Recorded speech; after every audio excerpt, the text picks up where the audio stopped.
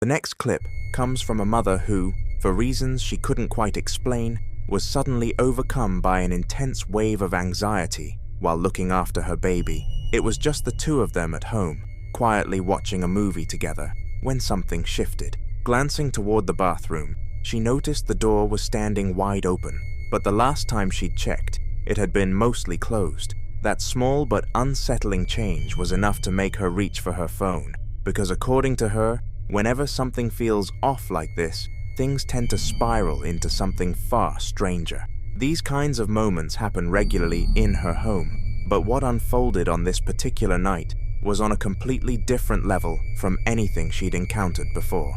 Right on the edge of a full-blown panic attack, she pointed her camera at the bathroom, and this is what it recorded. The door is moving by itself.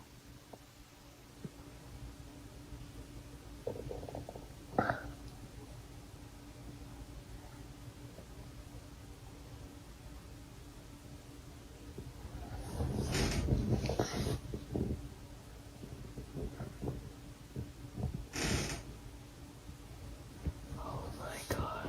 Oh my God.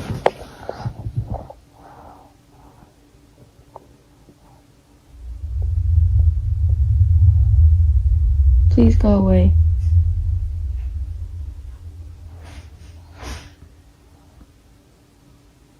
Please go away.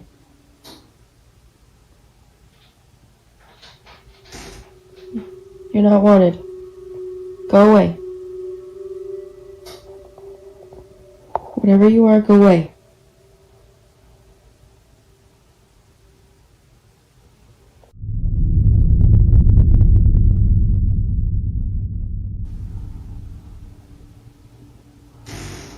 Oh my God, oh my God. Oh my God.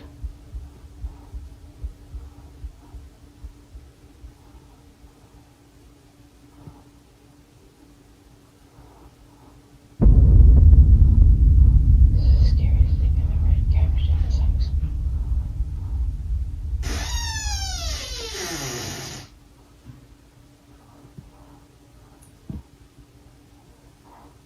I am so scared right now. Please go away.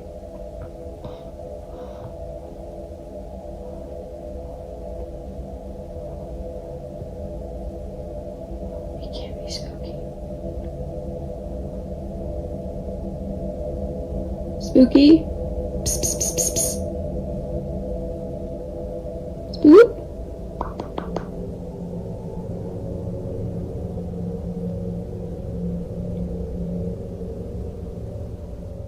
Saying she was terrified barely scratches the surface.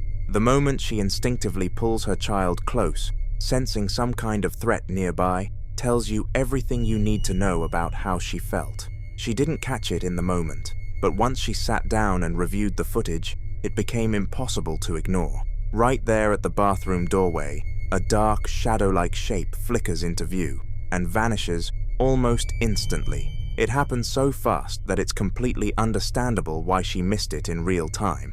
But that speed is exactly what makes this so unsettling. Whatever it was seems to dart in and out of frame before disappearing entirely. Between that figure and the sound of the bathroom door creaking on its own, she's fully convinced something paranormal was present that night. Ghost or not though, no one has been able to offer a concrete explanation for what her camera actually captured. In this footage, a young woman is casually filming a video message for someone she knows, right there inside her house.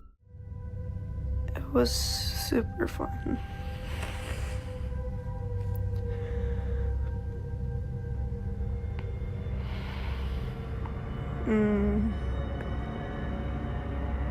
Yeah, I'll see if you can come over in a bit. You should bring your dog.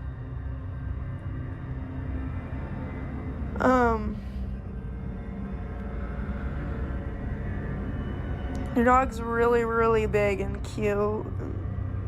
Nope. Mom? What looks like a face momentarily emerges from the shadows in the background. She appears completely oblivious to it as she keeps recording, which somehow makes the whole thing even creepier. The shape lingers for just a brief moment before disappearing, leaving everyone who watches it second-guessing themselves. Some folks are convinced there was actually someone lurking back there, while others suspect it's nothing more than a trick of the light or a staged stunt. Home is supposed to be a refuge, the one place where you feel truly protected, where a locked door actually means something. But what happens when that sense of security is torn apart in an instant? When a complete stranger materializes out of nowhere with every intention of crossing that line? He didn't say a word, didn't charge forward, didn't force his way through. He just stood there, watching, waiting. His mere presence was already a violation, an unwelcome intrusion into a space meant only for those who belong there. That gap between your vehicle and your front door, that brief window before the key hits the lock, that's exactly when danger can show itself. Stay conscious of who's around you. Always check whether someone has been trailing behind you.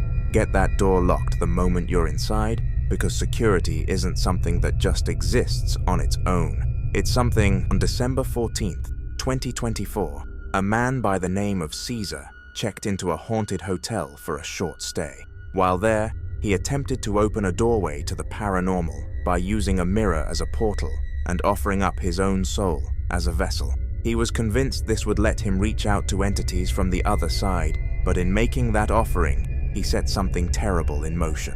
After attempting to make contact, he collapsed and lost consciousness. When Caesar finally came to, he was bleeding. Ever since making it back home, it seems like something made the trip with him, because strange and unsettling things have been happening in his house ever since.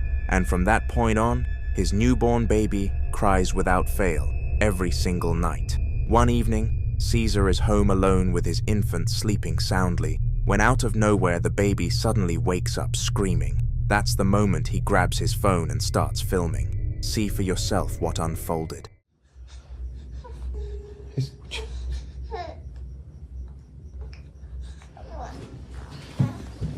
Ahorita ya estábamos dormidos y mi bebé empezó a llorar de la nada y se empezaron a escuchar cosas como llantos. ¿Escuchan eso? Es que no me creían que se estaban escuchando cosas en mi casa.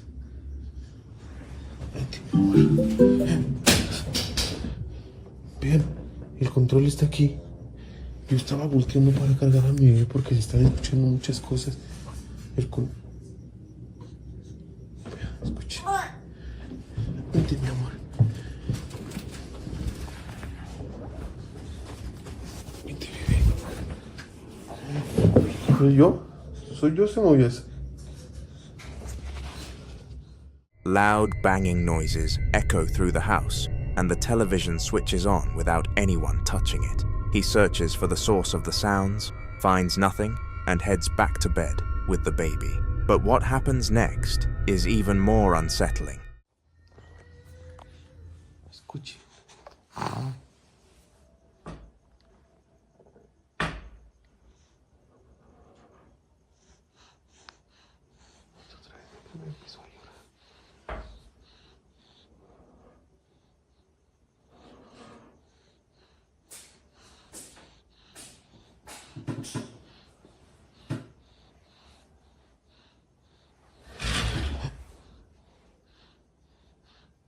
Estoy solo. A ver, voy a ver qué es lo que hay ahora.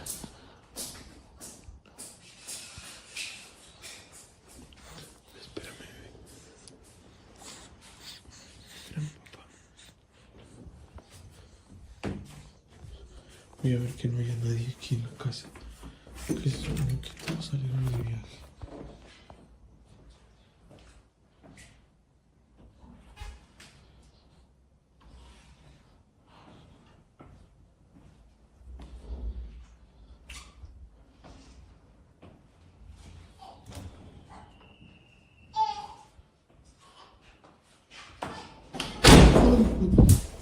¡Hey!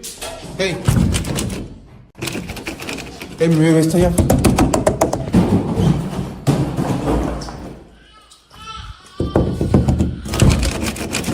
Mi bebé está allá adentro.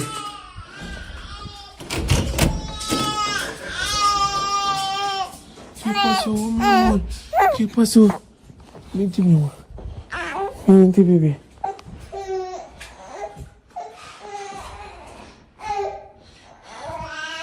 Ya, mi amor. Ya, mi amor.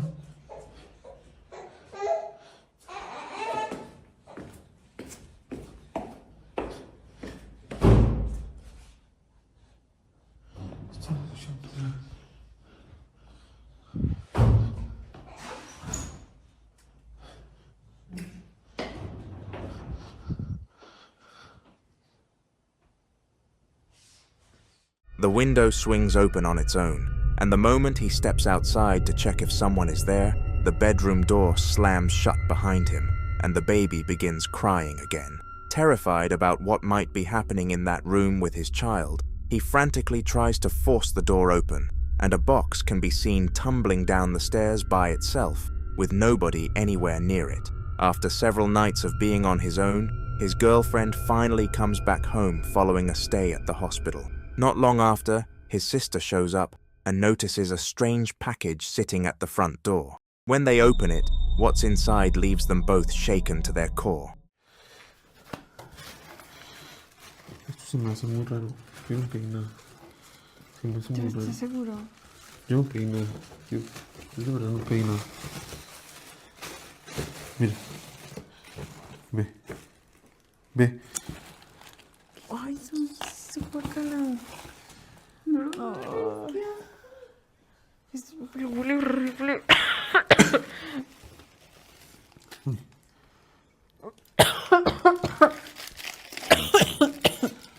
Tápalo bien, tápalo bien. ¿Qué es eso? Siguen escuchando demasiadas cosas, ¿verdad? Mira. ¿Qué es eso?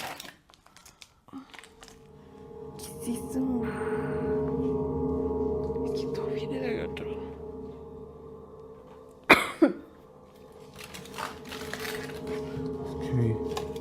Inside the bag are pieces of meat, along with an unsettling jar packed with mysterious contents.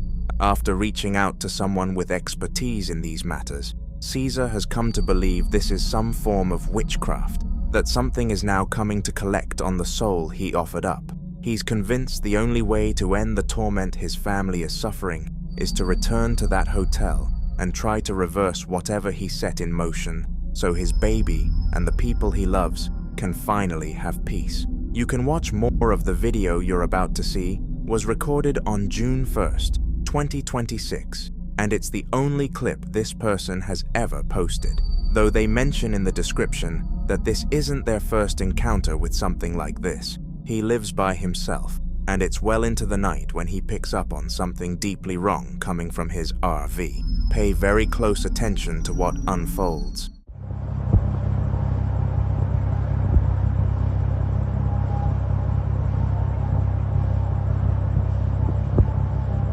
Vivo solo en mi casa, salí para afuera y la puerta se empezó a mover sola. Miren, miren, miren, miren. Pero nadie me cree cuando les digo. Nadie me cree. No hay nadie ahorita ahí. Vi que se asomó algo y...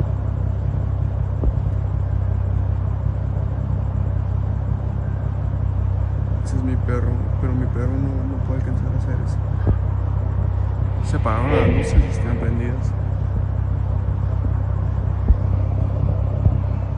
As he zooms in, a dark, shadowy figure becomes visible, entering the RV, and then it retreats back toward the door and peers out, almost as if it's clocked the man standing there with his camera. The door then begins swinging open and shut on its own, and the dark shape edges into view once more. The lights cut out completely, and just before the footage ends, the figure appears in the upper window, staring directly back at him before slipping away into the darkness. He's far too shaken to step foot inside and investigate.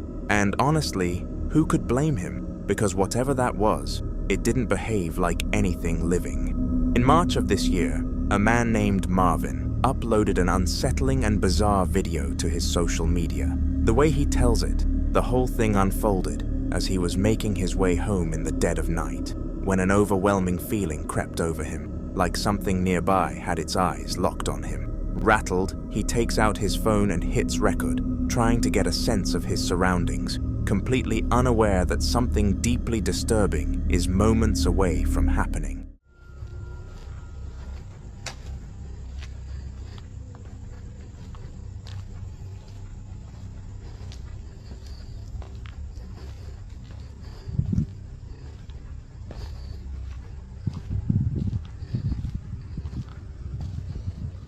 What's up, friends? How's everyone doing? So I wanted to share with you all what Santa Cruz por Rio looks like at midnight. Just so you know, I'm heading back from a job I was covering and I wanted to show you a video of what Santa Cruz looks like at night. Oh, I hear something over there, but I think I can hear a horse around here. Right there. Listen, I can hear it now. Right here. Things get scary in Santa Cruz. Things get scary in Santa Cruz. Good night. The following clips come from the TikTok account shown on screen right now. It's run by a guy who normally posts pretty standard content, nothing that would make you look twice. But sometime in 2024, while he was pulling night shifts at a retirement home, things started getting weird. His usual posts gave way to footage of deeply unsettling incidents occurring inside the facility, moments that seemed to defy any rational explanation. I'm kind of tripping. I'm in the dining hall and I'm setting the tables, and I see a man in a gray sweatshirt walk past, and we wave to each other, and I was awkward because, like, this is the middle of the night. It's usually super quiet, super dead. So I was like watching a movie on YouTube, and it's like, ooh, kind of busted. And so I turn it off and wait for him to come back so I can like apologize or explain myself or something. And he never does. And then it clicks in my head that this dude looks just like my dead Uncle Ron. And the front doors are locked at this time. I did not hear the elevator. So I thought maybe he went to the care staff lounge or the bathroom, but there's nobody in the bathrooms. And now I'm creeped out. There's nobody in that lounge, no one in those bathrooms, no one in the care staff lounge. And you can hear the elevators all through the building.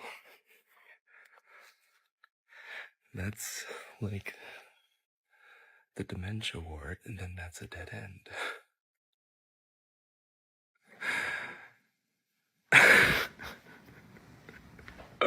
Something else that kept happening repeatedly during his shifts was a jukebox switching itself on, at full blast, completely unprompted.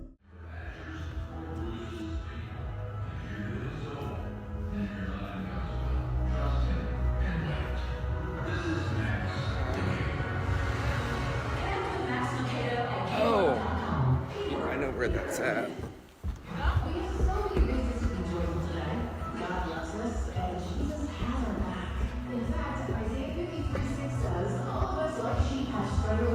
We have left God's path to follow our own. The sins of us all. I can't think of any better reason to do the next good thing today, so let's pass on. I'm Alex, and that's your verse of the day. I'm positive, encouraging K-Love.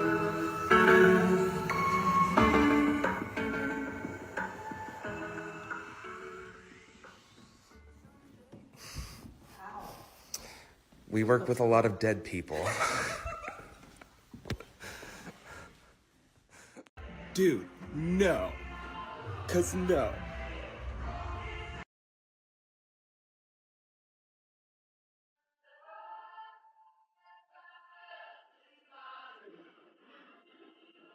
Dude, no. What? Oh, hell no. It turned on again? You're lying.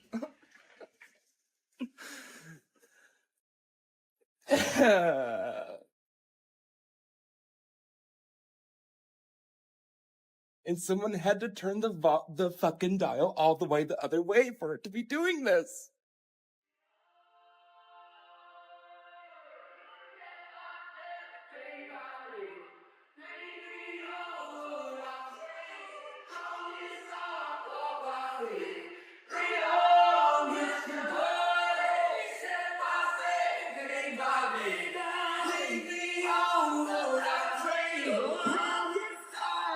by faith. We don't be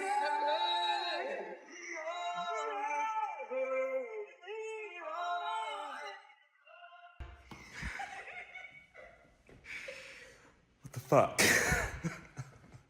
Now, you could argue that maybe someone had plugged it in, or that the machine was simply glitching out. But then, a few days after that, he posted another video that genuinely unnerved the people watching it. He was mid-shift when he started picking up strange sounds, so he hit record, and here's what his phone actually caught. Hearing shit.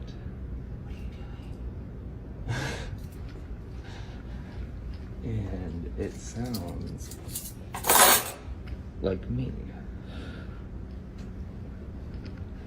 Oh my god, this place. I don't think it's Caleb.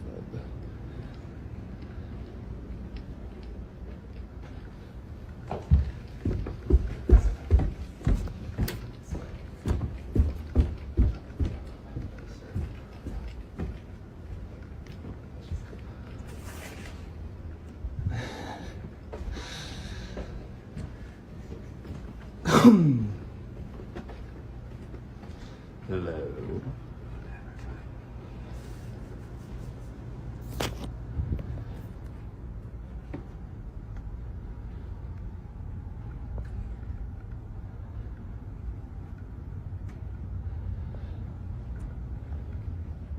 Throughout the footage, you can clearly make out whispering on multiple occasions. A lot of people in the comments chimed in, saying they'd experienced almost identical things while working in care homes themselves. So what do you think was really going on inside that building? And if you've had your own run-ins with anything like this, drop it in the comments. We want to know. Step inside the eerie world of Cathedral High School, a campus nestled in Los Angeles, California, where a janitor known only as Steve Way had an encounter he'll never forget. The building dates back to 1925, but what makes it truly unsettling is what lies beneath it. The school was constructed directly over an old cemetery. People who've stayed inside after hours have long reported unexplainable occurrences they struggle to put into words.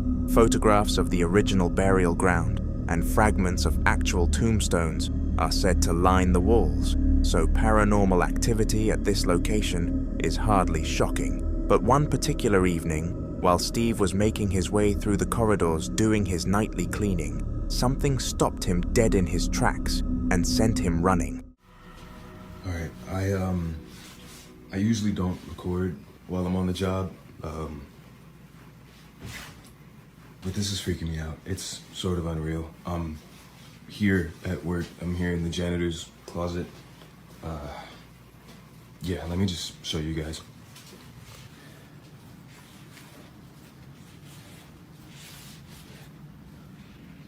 All right.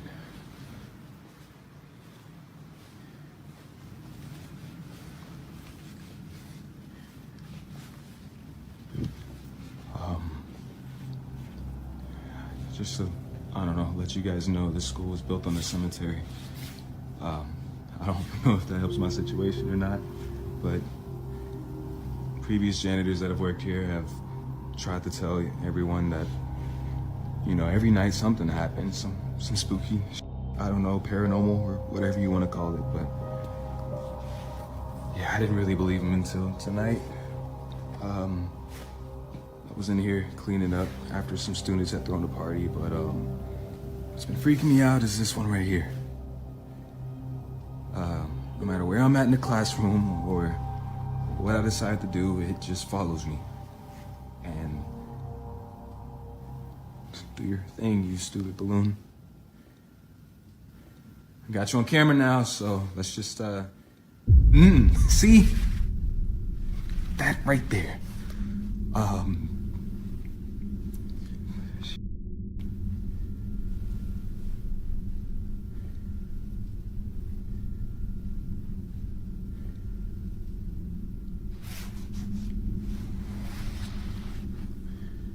Just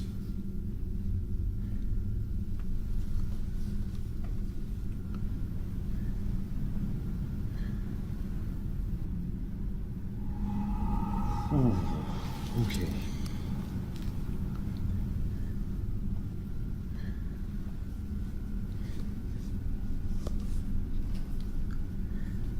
See, no.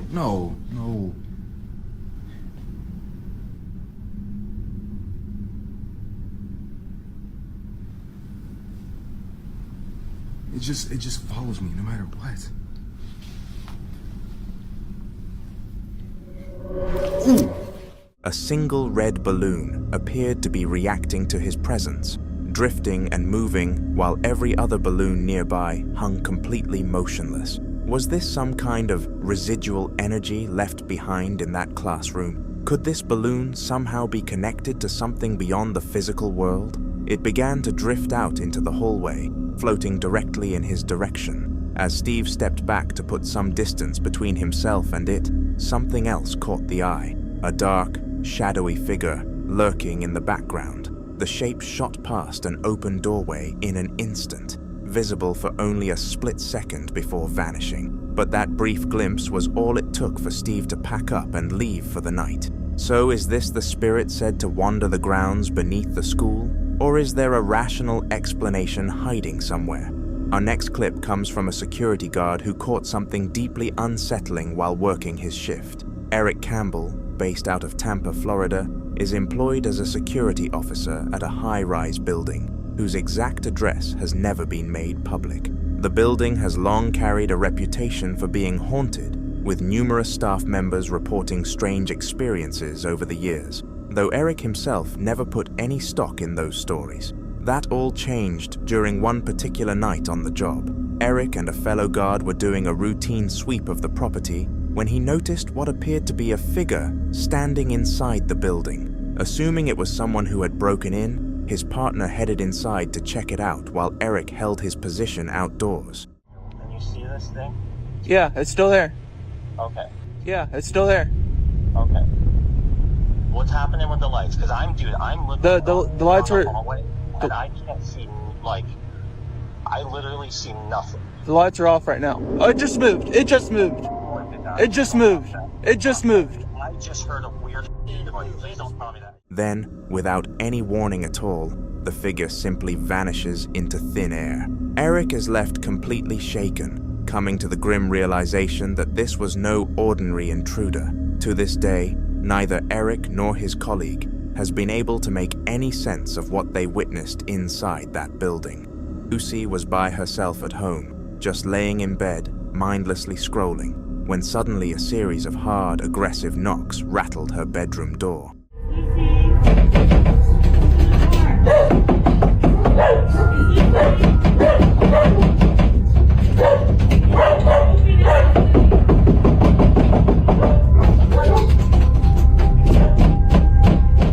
Initially, she assumed it was her brother pulling a prank, until she caught sight of a shadow moving beneath the gap at the bottom of the door. Too frightened to do anything, she stayed completely still until the banging eventually died down. Then a few nights later, it starts up again. Only this time the knocking is heavier, more urgent.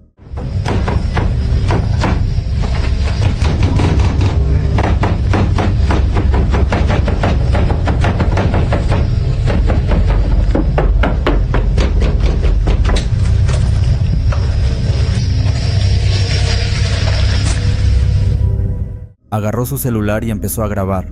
Miren lo que captó.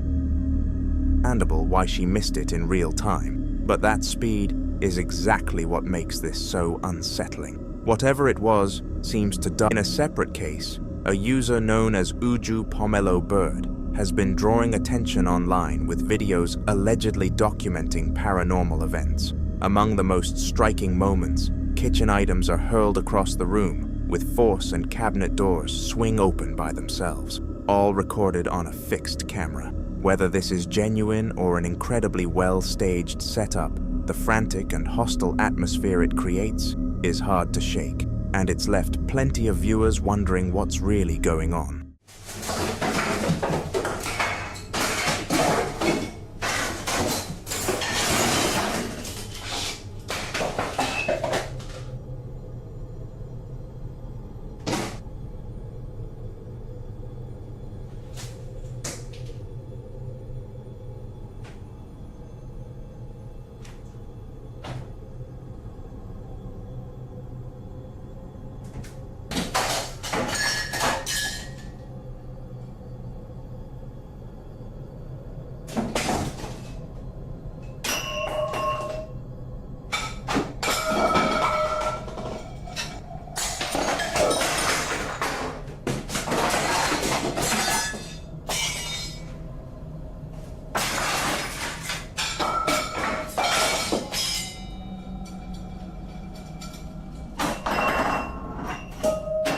So what's your take? Drop your thoughts in the comments below, and let's keep things moving with the next one. Kay is a TikTok creator who doesn't post very often. Her content is mostly just casual photos of herself. She happens to work as a nurse in the high-security lockdown ward of a hospital, but one evening she uploaded a clip of surveillance footage that genuinely made her blood run cold. The footage was recorded by the hospital's CCTV system, pointing straight into an unlit lockdown room that had been completely vacant and sealed off for the day. Pay close attention to every detail here.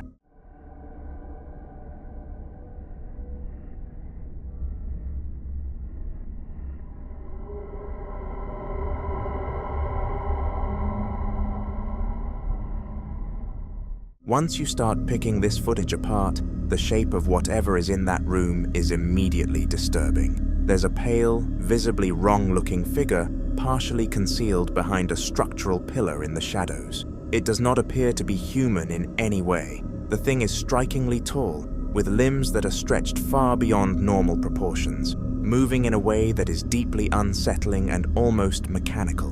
What makes it even more terrifying is a moment midway through the clip, where a sudden burst of red light seems to radiate from the figure itself. There is absolutely no rational explanation for where that light is coming from, or how something with those dimensions managed to get inside a secured medical building in the first place. So what do you think Kay has actually caught on camera here? Drop your theories down in the comments below. Recently, a woman by the name of Ali came forward with a deeply unsettling clip recorded by a security camera inside a friend's family home. She says the footage was captured at roughly 11:45 at night, a time when the house was completely unoccupied, and yet something showed up on that camera. Judge for yourself what you're about to see.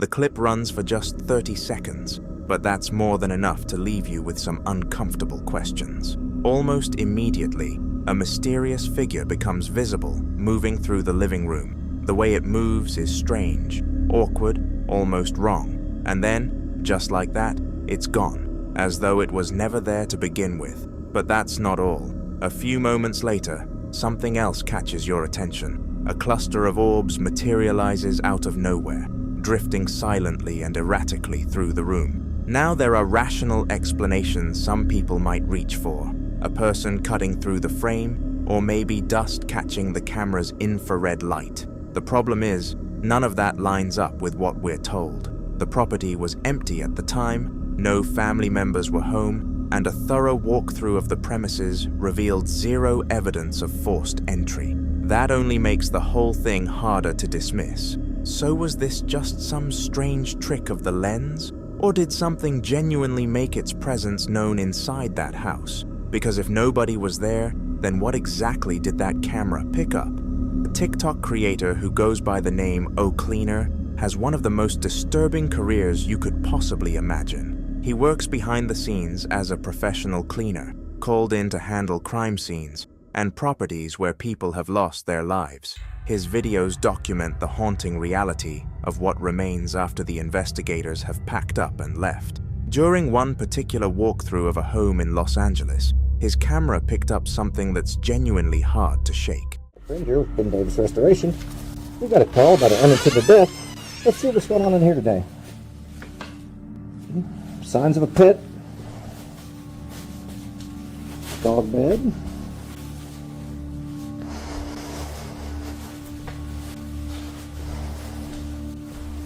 You know, this house right here is cleaner than a lot of these houses that we walk into.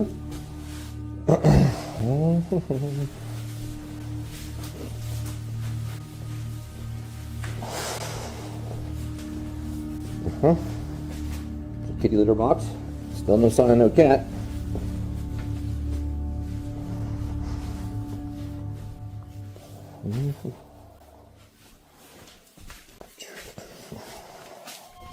Ooh. Oh. What in the world? Oh my. Ooh. I don't know about that. Okay, well, this is what... The whole thing felt completely routine as he moved through the property right up until he approached the bedroom doorway, where a disembodied voice was suddenly captured on the footage.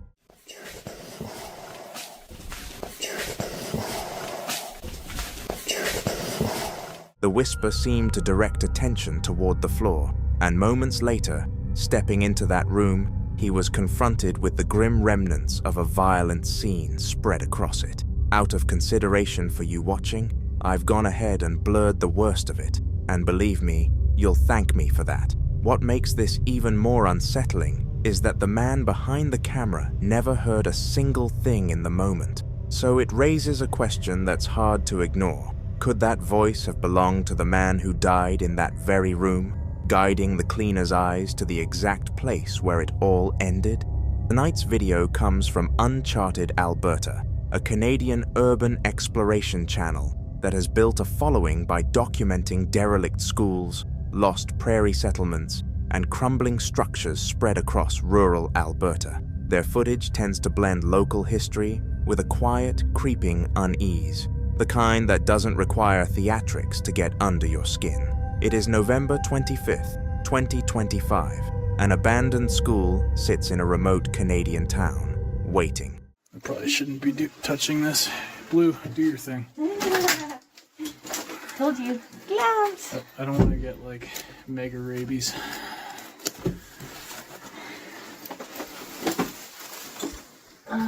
This looks like math. Yeah, mathematics. Oh, this one has a copyright date. Sick. What year?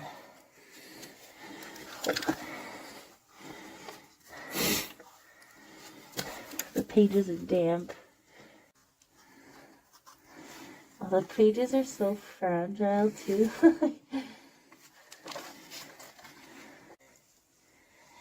Copyright 1939. I knew this one was old. Alright, I'm gonna go start checking out other rooms.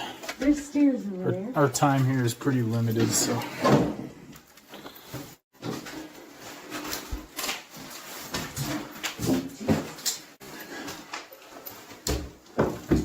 Oh man, we gotta be really careful. Little stairs. Bad vibes, man.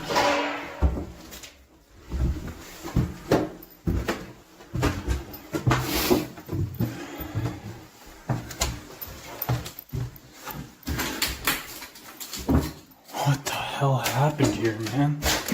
Jeez. People are such assholes, man. Like, holy. Like, what the hell were you guys doing? Oh.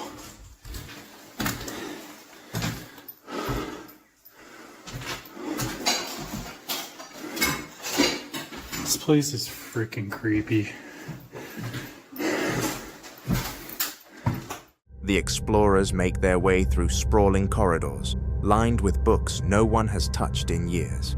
Desks have buckled beneath layers of dust, and the furniture is slowly being reclaimed by the floor beneath it. Their flashlight beams drag across peeling walls and paper-thin curtains, casting deep pockets of shadow the light simply cannot reach. One of them keeps stopping, certain that something is moving just behind them. Whether that's a real sound or nerves talking, the tension climbs steadily as the two close in on the gym wing, the darkest stretch of the entire building. Yeah. I felt something in that room with the books. It's okay. I got your back.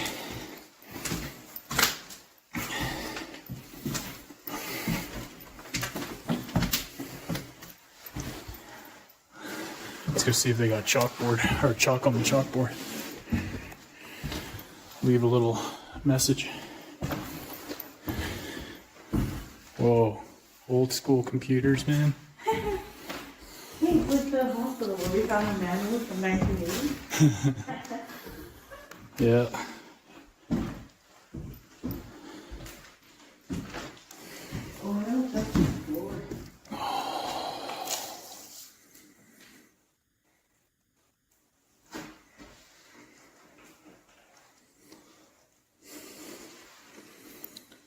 Yeah, definitely a lot of kids were in here. Oh, God. Turn off your flashlight for a second. Trying to walk in here is just a friggin' nightmare.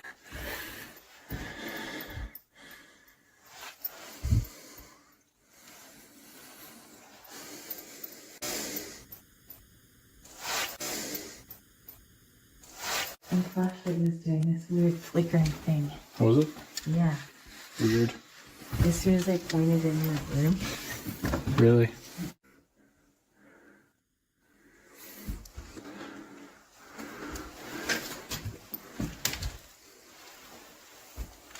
What's up?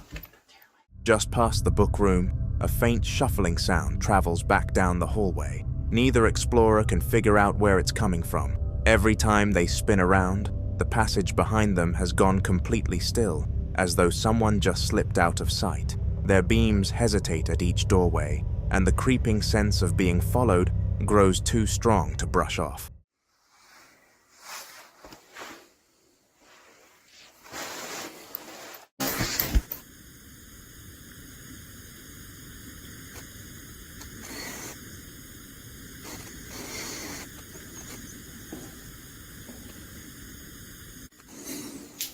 There's somebody out there.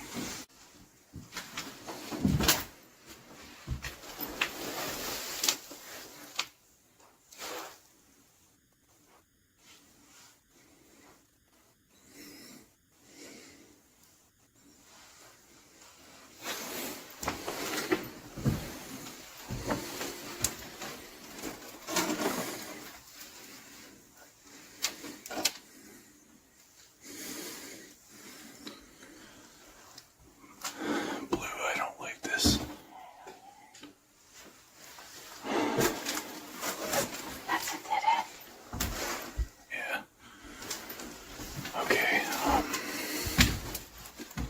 I just want to quickly check this room and then we'll work our way that way.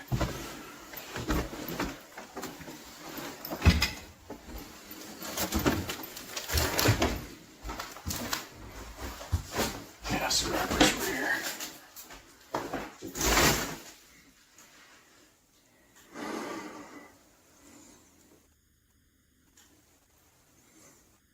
Oh man, I don't like this place.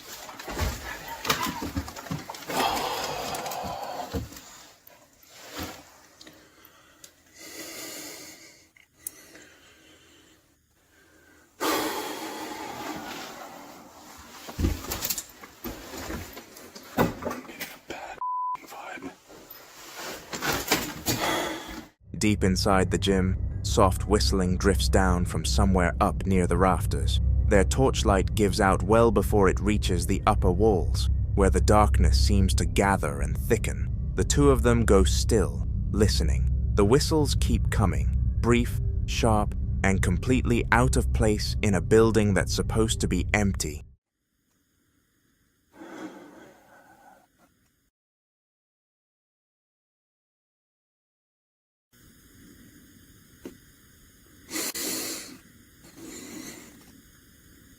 Hello?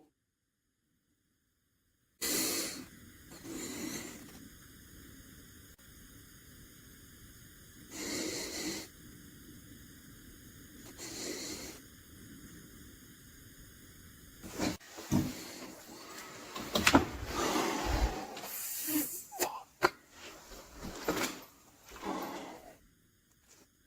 Yeah, if you weren't here, I'd be out of here already, man.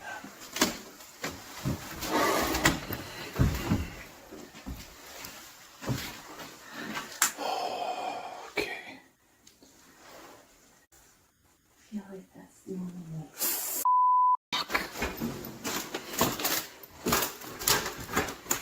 Okay, watch your step, bud. This is no bueno.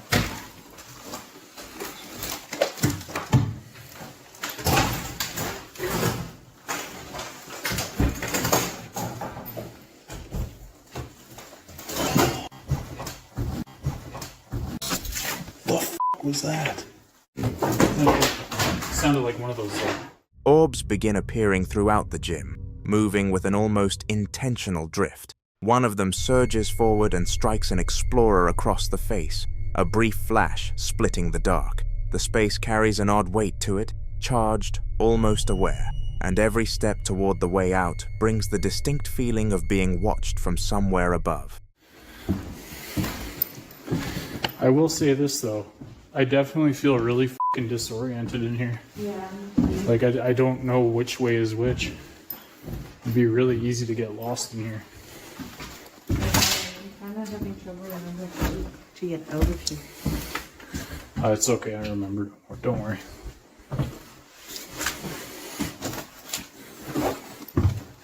Oh man.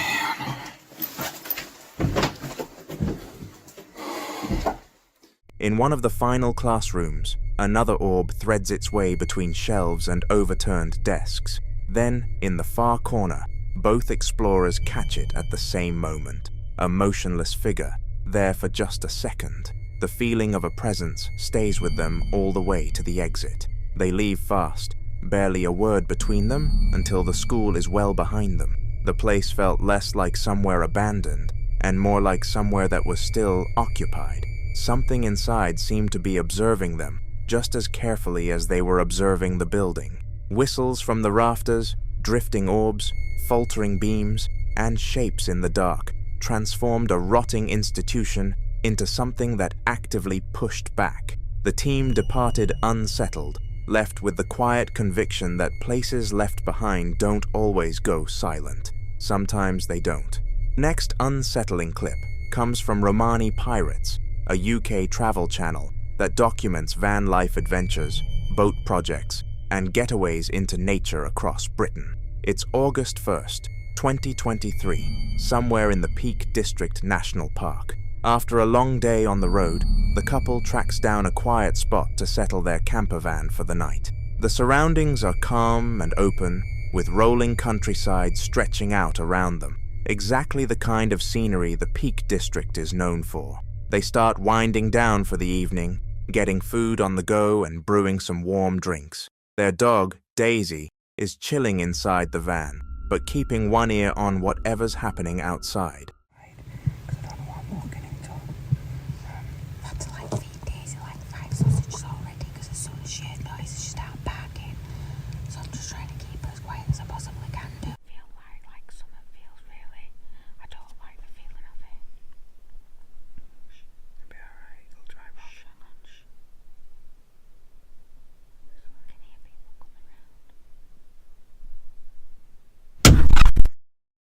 So we've driven about, what, 30 minutes? Yeah, about 30 minutes down the road. We've found another park. Just shaking. Poor Daisy, she's literally shaking. So basically, a load of people ran off laughing. Then, completely out of nowhere, something slams hard against the side of the van. Both of them startle immediately, and Daisy's on her feet just as fast. Whatever made that sound was close enough that it seemed to come from right outside the vehicle. With no idea whether someone was lurking nearby or whether something had simply struck the van by chance, they go dead quiet, trying to piece together what just happened. It was just like a loud bang, so basically like a really loud bang. It was right next to my head, so I didn't know what it was, so I apologise for my language. A lot of laughing. It seems like it were probably like, you know, young lads or something like that, I don't know, but they're obviously old enough to drive because they were in cars. As soon as we knew it had sort of gone quiet, we've just obviously got straight in van, we've driven off, we've made sure nobody's following us. We've come to a place that's on Park for Night. Yeah, it's because we didn't pick the last place from Park for Night, did we? No, We just pulled up. We just pulled up. We didn't even know where we were really. And we do that sometimes. Larissa menciona que esa misma mañana, justo antes de que esto fuera grabado, había estado en un funeral. En otro clip, algo muy parecido fue captado por una cámara de seguridad interior instalada en la sala de una casa. Pongan mucha atención a lo que pasa. Sin ninguna... By the way, It's really nice. And what it appears that they've done is they've thrown an egg at the van. So they've obviously, you know, they obviously get people parking up there regularly. Otherwise, I'm presuming they wouldn't have had eggs on them. So they've obviously just they've done it because they've thought, like I said last night, they've done it because they've thought it's funny, you know. Yeah. It's a laughing to them, you know. And it's not to us because this is at home, and it's like somebody coming round you feel attacked, like somebody's attacking your home at that point, and it's like, what do you do? So please, people out there, if you're watching this and you've ever done out like that, don't do it because it's not nice. Yeah, stop it. It's not nice. But once the commotion is behind them, the two carry on exploring the Peak District. They take walks through foggy trails, soak in the landscape, and keep an eye out for local wildlife. They even make an attempt to find the area's legendary mermaid pool, a spot steeped in regional folklore, though it stays out of reach on this particular visit. In spite of the fright, the whole thing becomes just another story in the unpredictable chapter of life on the road. The video wraps up on an uplifting note, celebrating the resilience it takes to embrace van life, the importance of trusting your instincts in isolated spots, and the enduring thrill of getting out into the wild. Paranormal investigation crew set out to examine a derelict property with a dark and violent history. The team behind the channel, Scary Talk Ticker, had spent years poking around unsettling locations, so heading into this one felt like business as usual. It didn't take long, however, before they understood just how badly they had misjudged what they were dealing with.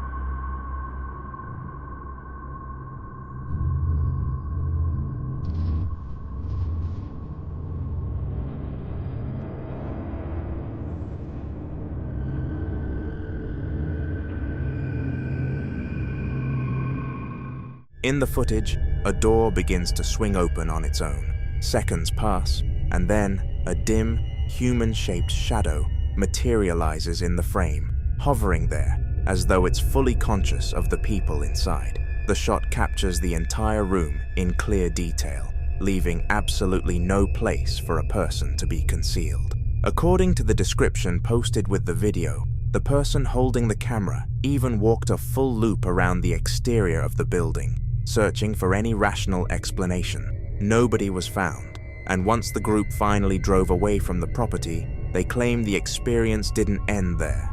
Whatever had been lurking inside that house came with them.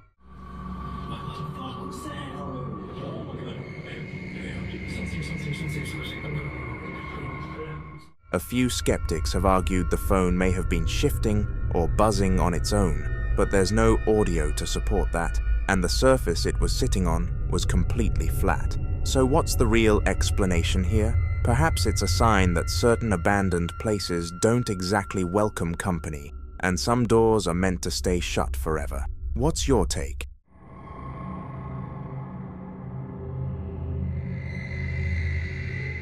Next, we have James, the man behind a YouTube channel called By the Curb, where he chronicles his van life journey, hopping between locations, chasing new experiences, and bringing his audience along for every twist the road throws at him. On January 16th, 2025, he headed out for yet another solo overnight trip, this time parking up somewhere in Sunderland that appeared to be a peaceful, out-of-the-way spot. It seemed perfect. It wasn't. At some point during the night, James was snapped out of his sleep by loud, unsettling noises just outside the vehicle.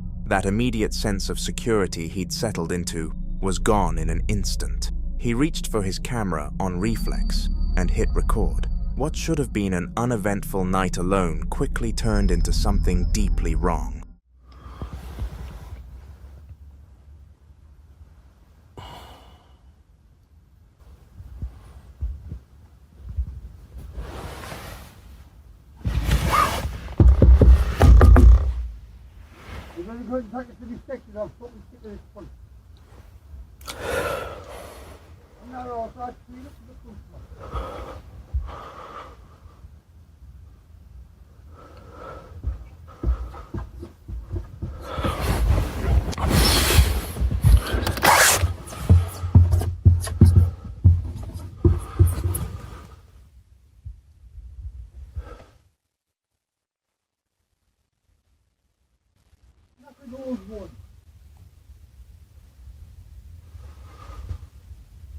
And you see a on the front, his father was a Briton. His father, his grandfather, was a Briton and I'm the factor. Did not work with that one. I'm not the third door. I'm not the private race. I'm not a first, it's an English footballer. And now Reef, I don't know what it means, you see when you put them with dead people who you're supposed to love. Punch that, I've never heard before. There's all new modern technology. You got fucking stuff like this on there. You're a camera on, you're shutting out eye off.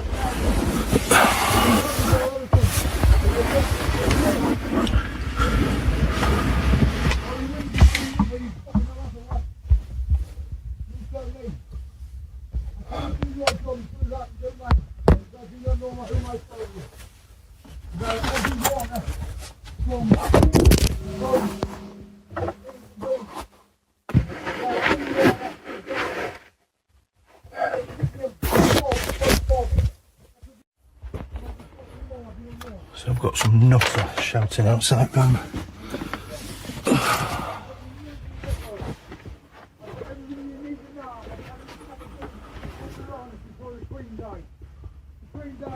Get my shoes on.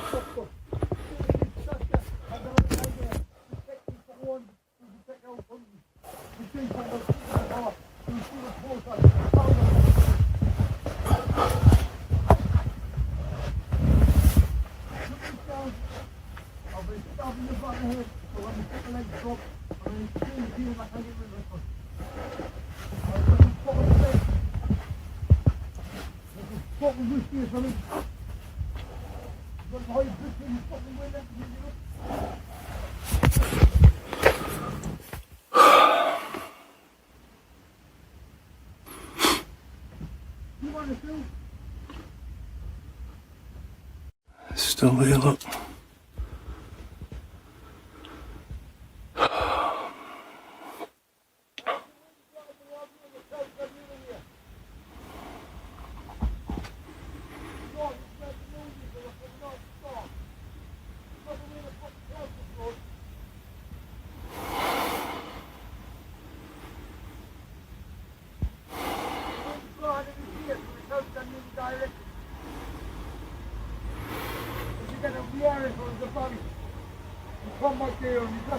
It's coming back.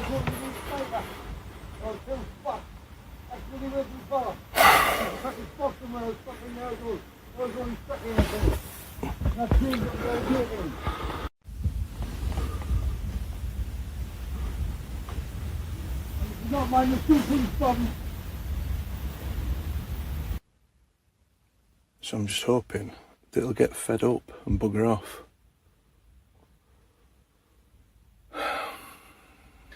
So, I'm laid in bed, my hand's shaking, bloody hell. I'm laid in bed with my head up that end, and then there's a massive almighty bang. Absolutely scared the life out of me. I didn't know what I thought it was. I just thought it was some, like it was some drunk or something like that. So I pulled blind down slowly, because I've got CCTV, but they're all like misted up, so you couldn't see anything. I pulled blind down slowly, and there's a bloody face at the window.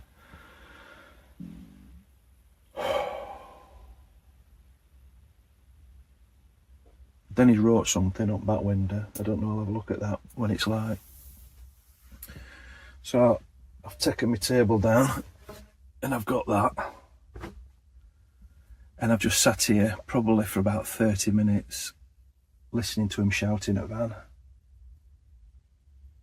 I was peeking at him through a window and he sounded very threatening, going on about mental health issues and being stabbed in the head and all stuff like that. So you're thinking, oh God, we've got one here. But I think I don't know. I'm saying I didn't feel as scared as I thought, but I did, probably. But I thought, worst comes to worst, I could get out and confront him. And it was probably one of them people that, you know, during the course of the day, just random nutter just shouting stuff that they're not that scary, but with that situation, because I'd just been shocked like that, my heart's still going. And then I thought I'd get in cab and drive off, but I'm facing wrong way. It's a dead end down there.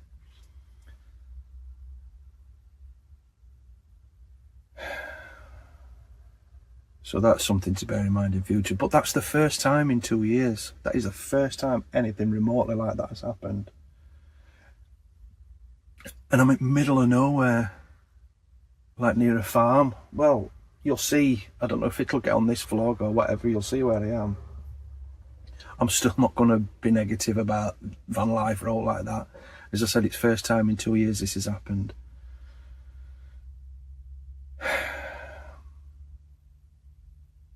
But I think you should just take a little bit of precautions, like even just little things like thinking about what way you parked so you can get away quick. But I wouldn't have been able to get away that quick because all windows steamed up in it, you know, with condensation. Anyway, I ain't getting back to sleep now. A man was right there, just outside the van, close enough to touch it. He started hammering on the windows with no warning whatsoever, each bang cutting through the silence like a gunshot. Then, using his finger against the foggy glass, he traced out 3 words that made James's blood run cold. I love you. That alone was terrifying enough. But the man's voice, loud, erratic, unhinged, made it so much worse. Every fiber of James's instincts screamed at him to stay absolutely still. There was no escape route. Between him and whatever was unfolding outside stood nothing but a thin sheet of metal. The minutes felt endless. The man wouldn't go. He paced around outside, hurling obscenities and screaming into the dark for the better part of 30 minutes. His ranting lurched between what sounded like demands, what sounded like threats, and what sounded like pure incoherence, as though he had no grip on his own mind. He didn't come across as rational. He didn't come across as stable. James didn't budge. He didn't make a sound. He sat there frozen, barely drawing breath, hoping that staying invisible would be enough, willing the man to grow bored and vanish. Gone down there. I don't know if there's some more motorhomes down there that he's shouting at now. I think it's probably pretty harmless. Just freaked me out though, that.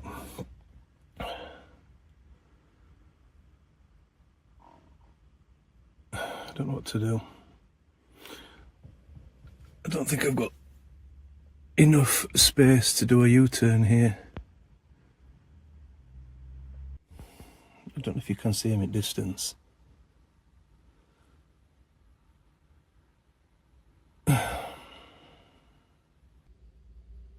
Another van's come and it's buggered off now. I don't know what's going on down there. I think there's some sort of, I don't know, farm or depot or something like that. So, I'm not going to let that put me off van life at all. It's the best thing I've ever done. I absolutely love it. And I don't want it to put you off. It is what it is, isn't it? One thing that's come to mind is that I've seen some alarms. There's these fancy alarms you can get, so you know if somebody like touches van, you've seen them, or if they touch your vehicle it sets an alarm off, or it gives them a warning and then it sets an alarm off.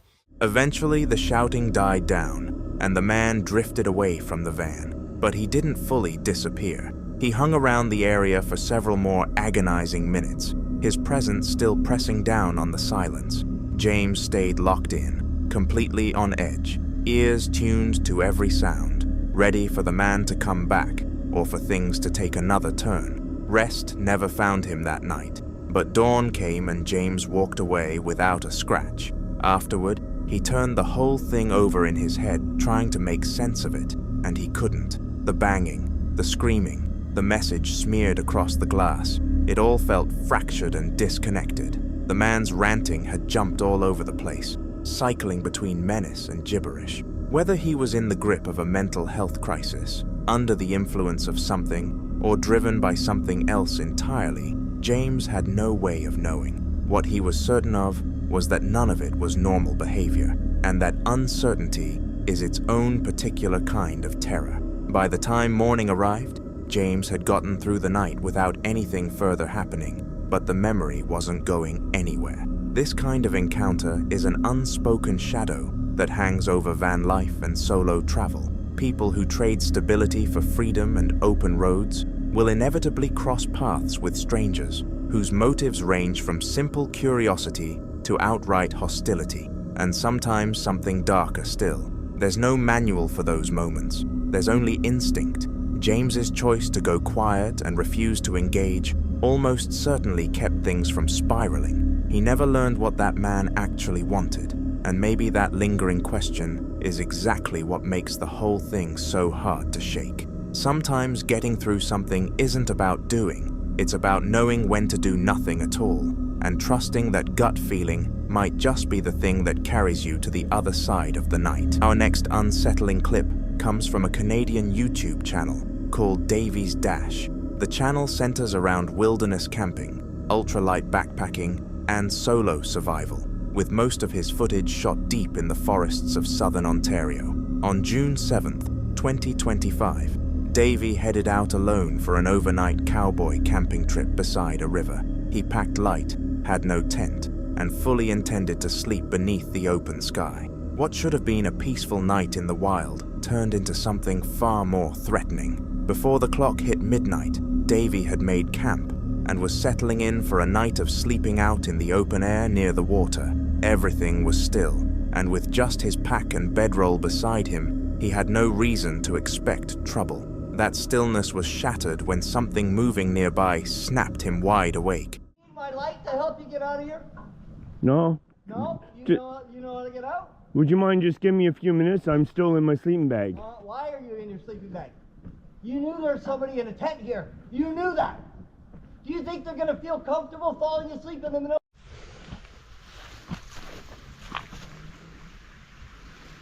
Alright, well, that's where I was sleeping. Until the homeless man with two fucking goddamn fucking steel p***s come fucking walking into my camp about 10 feet away from me while I was sound asleep. Like, thank God I woke up. Before he actually like started b***ing me with those pipes. Because I'd be in a hell of a mess. I'd be in a hell of a mess right now.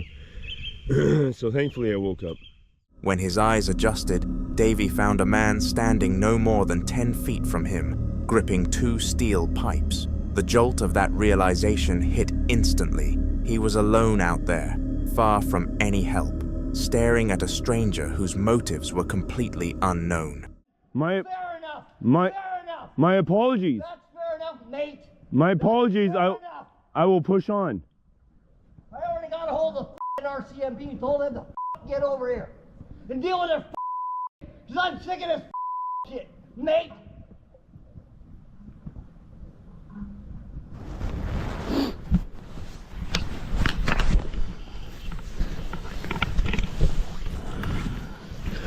No, that's the homeless guy.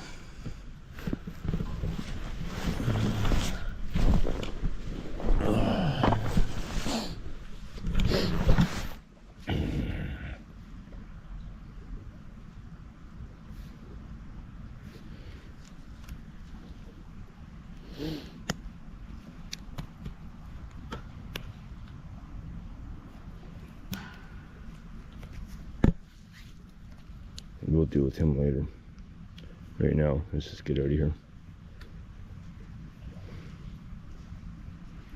He's all jibbed up or something.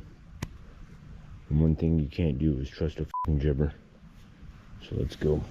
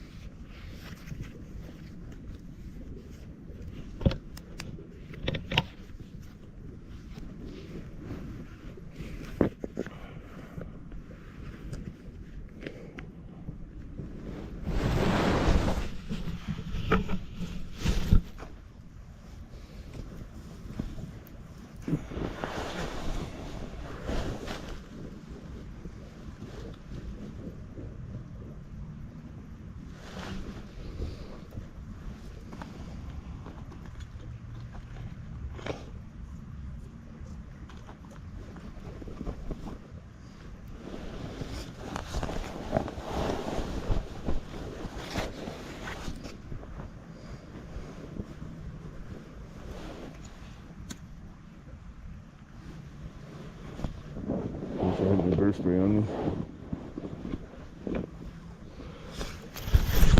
I had my fucking bear spray on me.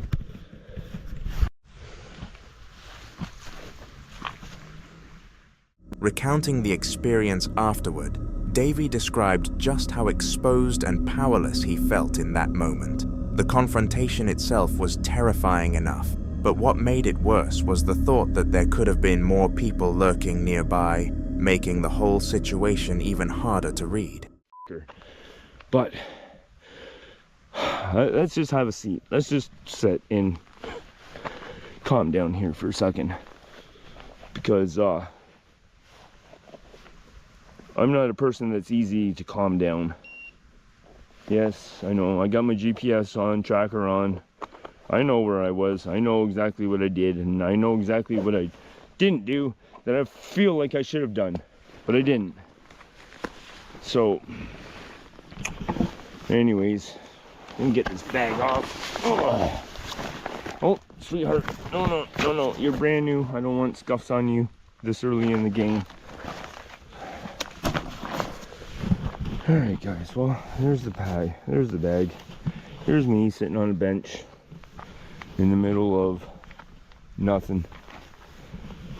Oh, coyotes are howling. Do you hear that?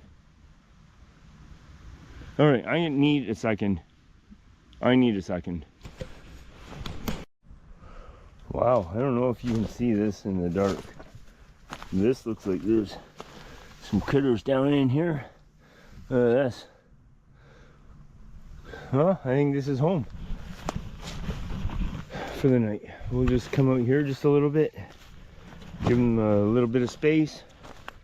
And I don't know what these lights are here. I don't know if that's a farm or whatever, but I'm thinking like right here is good. Right here. All right, my friends, well, camp is back set up again. So there's the bag, there's the sleeping setup, and again we have the two tethered together.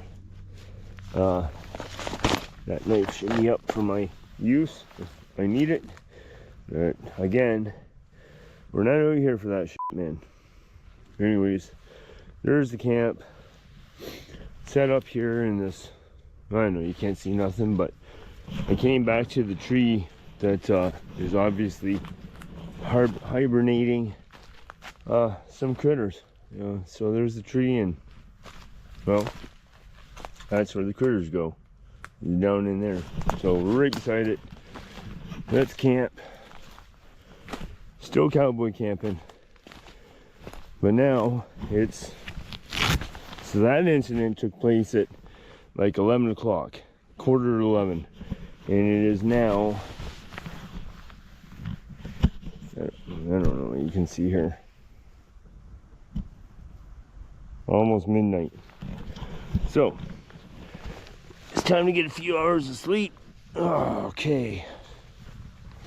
And yeah, so yeah, I've calmed down on that incident. I still, like, inside me, I still think he needs his teeth kicked down his fucking throat. But we've moved on. We're in a better place. At least now I don't have to worry about some guy standing 10 feet away from me with 2 steel pipes. Like, you know, like pipe fitting pipes, like for gas lines and stuff, you know, like that black iron pipes. That's what he had, 2 of them, 1 in each hand. So at least now I'm not worried about that. We can sleep peacefully and yeah, just enjoy our night. We just want to sleep outside, man. That's all we're trying to do. We're testing. Knowing he couldn't afford to stay, Davey quietly packed up his gear and used his GPS to slip away from the area. Moving through the dark with everything on his back, he pushed further into the woods until he felt he was out of danger. It was a tense call to make, but the right one. Any misstep could have turned that encounter into something much worse. That night served as a brutal reminder that the wild doesn't only test you with weather, terrain, or animals. Sometimes the most dangerous thing out there is another person. What began as a laid-back cowboy camp ended as a desperate scramble for safety, and a sobering example of just how unpredictable a night alone outdoors can become. Here's the scene that opens everything up. Someone alone, somewhere they probably shouldn't be, quietly hoping nothing decides to show up. Go, go, go, go, go, go, go, go. Wandering through abandoned buildings by yourself after dark is the kind of thing that can shake you to your core. But what do you do when whatever you run into is something you'd have given anything to avoid? Tonight, we're counting down 6 of the most chilling abandoned building encounters ever caught on film. These clips alone might be enough to make sure you never set foot in one of these places. Let's jump straight into that first unsettling encounter. Say hello to Jordan and Johnny, 2 friends bound together by a mutual obsession with seeking out the creepiest, most haunted locations they can track down, all while filming everything for their YouTube channel. Paranormies, haunted hotels, crumbling churches with dark presences lurking inside. Nothing is off limits for these 2. They thrive on the rush and on the chance of capturing something genuinely paranormal for their viewers.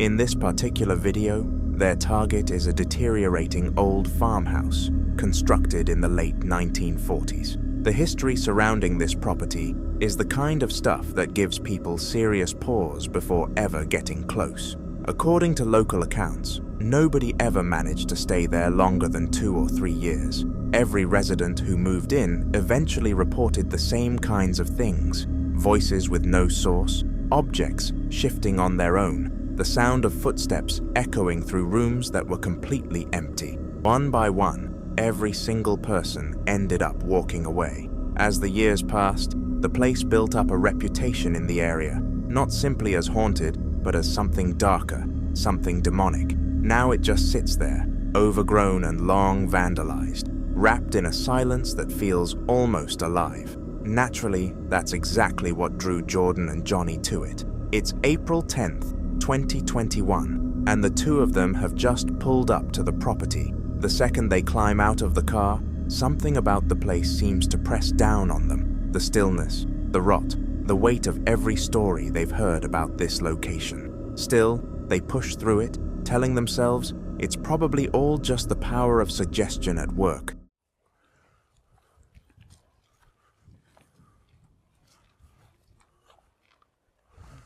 So it's got to be that window? It'd be that window, barn. Shine the light back here. Yo, Johnny. What? Yeah, there's a barn back there. Oh, I can't really see it on my camera. So yeah, it would have been that window. She saw the figure creeping in.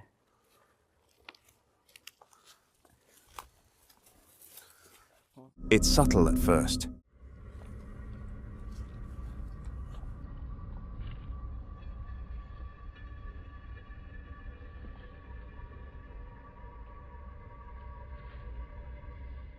and you might miss it if you're not paying attention, but keep your eyes on the upstairs window. Right as Jordan and Johnny start moving toward the front of the house, a dark shape materializes in the glass. What appears to be long, shadowy fingers slowly curling around the window frame before pulling back and vanishing. Completely unaware of what their camera has already picked up, the two of them head inside, confident and maybe even a little eager, convinced they're prepared for whatever these rotting walls might be hiding. At first, everything feels routine. Dust-coated furniture, wallpaper peeling away in strips, the same oppressive quiet they've encountered in dozens of other abandoned places. They start their walkthrough, setting up their ghost hunting gear and calling out to whatever might still be present, but the responses are minimal at best. A few faint knocks here, the occasional shuffle there, the kind of sounds that could just as easily be blamed on mice,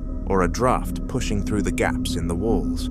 Then, just as they start to relax, everything changes.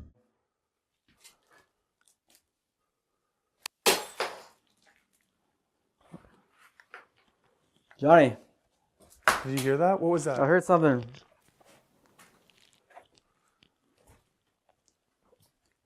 It was this light bulb, dude. A light bulb. Look. Oh my god. That wasn't already there? No.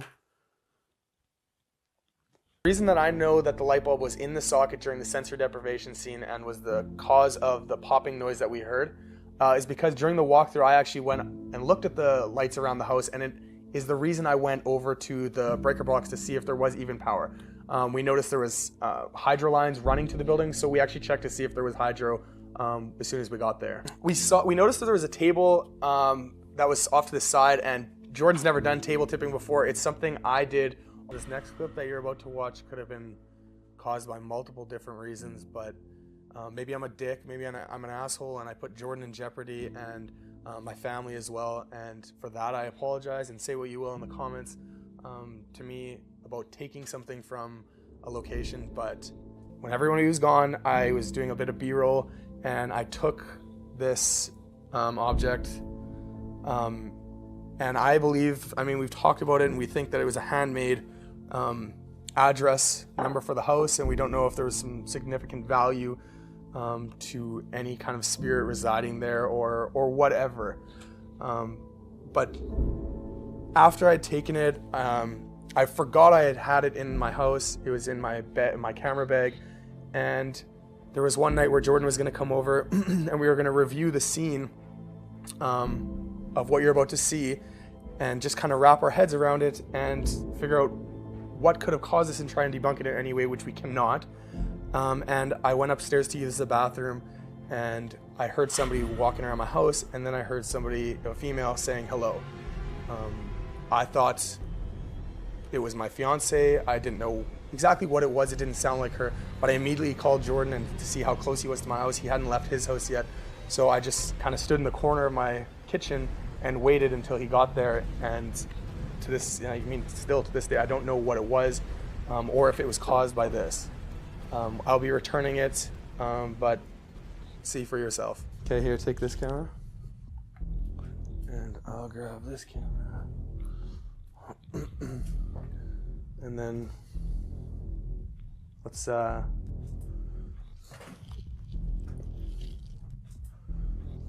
table tipping. Yeah, I kind of want to just show. Is that what it's called? It's called table tipping, yeah. It is? Okay. I didn't know if it had like an official name or something. Okay, yeah, so I kind of want to set up a camera in that corner there, and I want to set up a camera either in this corner or...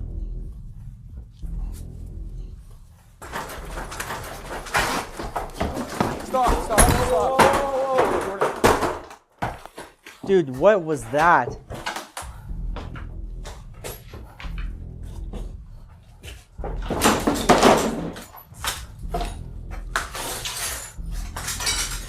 What? Jordan. What? Are you okay? Are you okay? Where should we go, dude? I want to get out of here for a minute, dude. I don't want to go upstairs. Grab that light.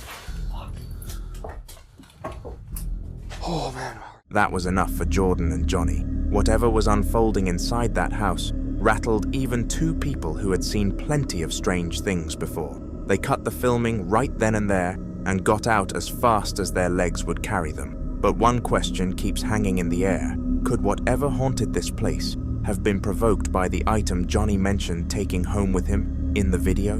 Did they unknowingly put their hands on something that was never supposed to be disturbed? That might be one mystery that never gets a clean answer. What's undeniable, though, is that this night left something behind in both of them. Out of every location they've ever explored, before or after, they both say the same thing. What happened inside that farmhouse is something neither of them will ever fully shake. So what do you think sent that table flying? Was it the demonic presence that's said to have claimed this house as its own? In the following video, a group of men decided to explore what appeared to be an abandoned tunnel system one night. The kind of place that sits beneath a city quietly, unmapped and unlit. The sort of spot that draws the curious and usually sends them home with nothing but mud on their boots. Three of them approached a large circular opening cut into a rough stone wall, crouching low to fit inside, moving deeper as the passage narrowed from smooth concrete pipe into rough, uneven rock. For several minutes, it was just footsteps and the sweep of a flashlight beam across uneven walls. Cautious, slow, the way you move when you're not quite sure you should be there by it all. Then everything changed. Watch.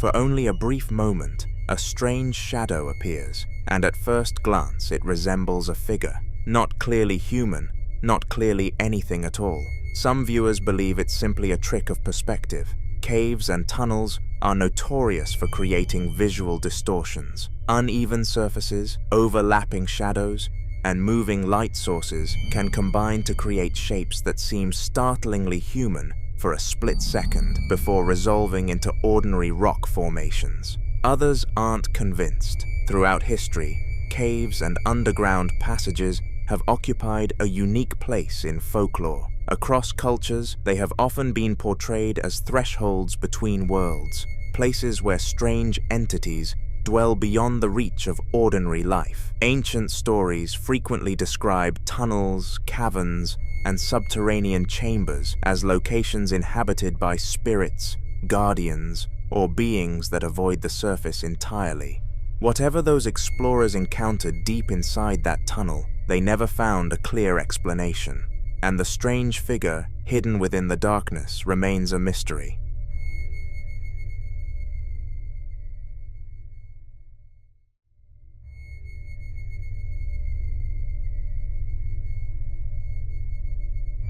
Now in this next video, a man is out alone at night in what appears to be a rural, wooded area, and from the very first second, you can tell something has already gone wrong before he even starts filming. His breathing is heavy, his voice barely a whisper, and the way he keeps looking around in the dark suggests he's heard something he can't place and can't shake. Listen closely. Y'all, I just walked off the porch and I came out here to check on the chickens. I just heard, first off, I heard my name. Second off, it sounded like somebody was saying, help me. Hold on.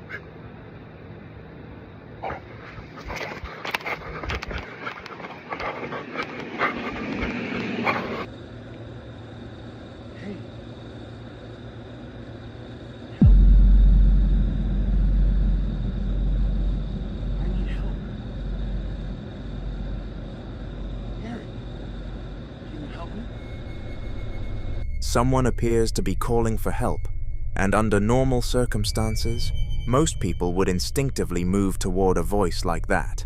It's a natural response. If someone is injured, lost, or in danger, you help. But according to the man filming, there was no one else supposed to be out there. That detail is what immediately led many viewers to compare the encounter to reports of so-called mimics. In modern paranormal lore, mimics are often described as entities that use familiar sounds, voices, cries for help, or even the voices of loved ones to attract attention. Similar stories exist in folklore around the world, where travelers are warned not to follow voices calling from forests, fields, or isolated places unless the source can be clearly identified. The man filming leaves, but according to him, that wasn't the end of it. It got worse. Watch.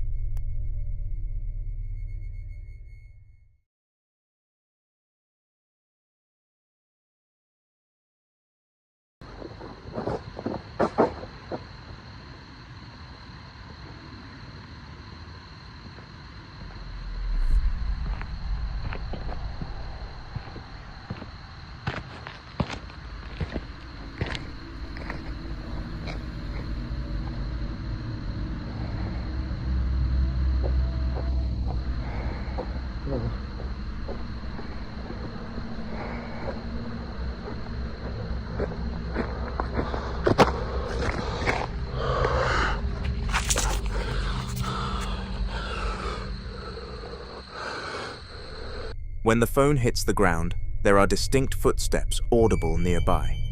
Heavy footsteps, the kind many people described as sounding more like boots than bare feet or light shoes. Yet when he cautiously approaches the area to recover his phone, there are no audible sounds of anyone walking away. While some continued to argue for a mimic, others suggested the encounter resembled reports of what paranormal researchers sometimes call a residual or human spirit, particularly because the footsteps sounded so physical and grounded.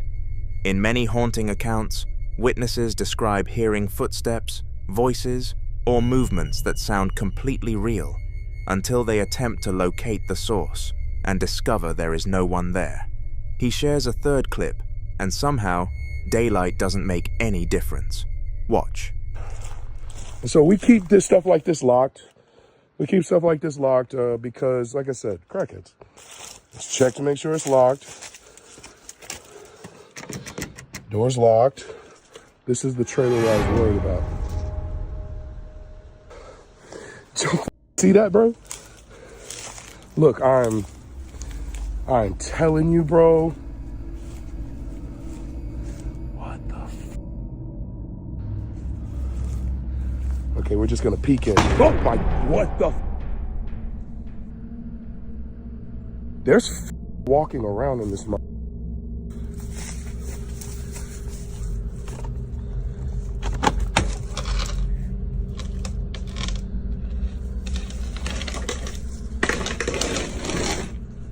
Hello? So we're gonna have to climb in this motherfucker. Probably should have brought my gun. Hello? Y'all heard that shit. Hold up, man. It's happening all around me right now. Like, it's the worst that it's ever been.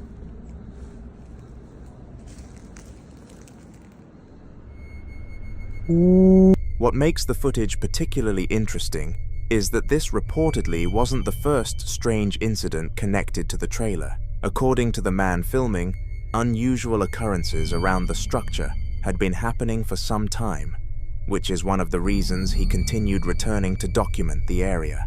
Some viewers suggested natural explanations involving wind pressure, warped hinges, or the uneven settling of an aging trailer. Others pointed out that if the door was loose enough to move on its own, it would likely do so more erratically, rather than opening and closing in a manner that appears almost deliberate. Taken individually, each clip leaves room for debate.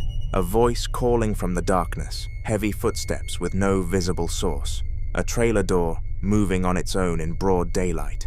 But when all three incidents are connected to the same location, they begin to feel less like isolated events, and more like pieces of a larger mystery. What do you think?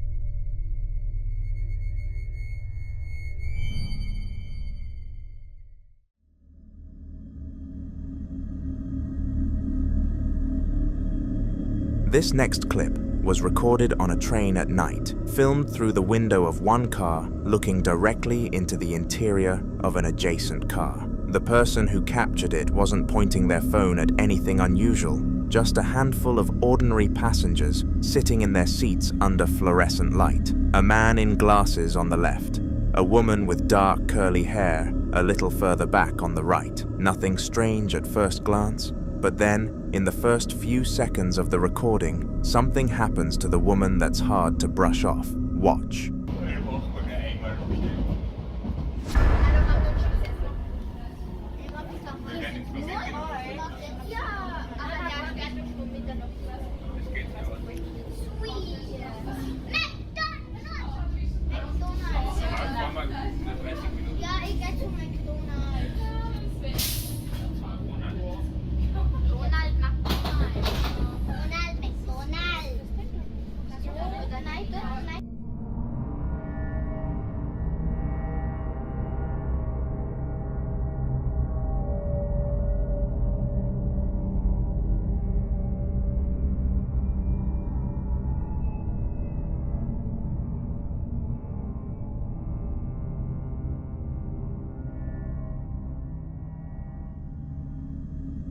Her head and upper body seemed to vanish completely for a split second, then snap back, rapid, jerky, and nothing like natural movement or the general sway of the train. Skeptics point immediately to video compression and frame-dropping artifacts, which are common in low-light, shaky cam situations.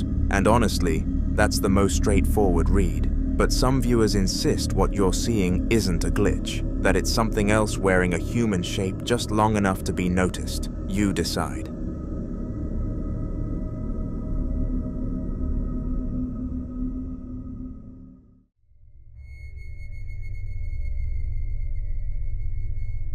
This next video was recorded inside a residence at nighttime by a man who claims the strange sounds he'd been hearing around his home were something he'd mostly been brushing off, unexplained noises that came and went without explanation, never enough to truly alarm him. That changed the night he sat down to practice at his keyboard. He's playing a fast, minor key piece on an electronic keyboard resting on a wooden desk, the room warmly lit around him, everything seemingly normal. And then, without warning, something happens that sends him into a full panic. Watch.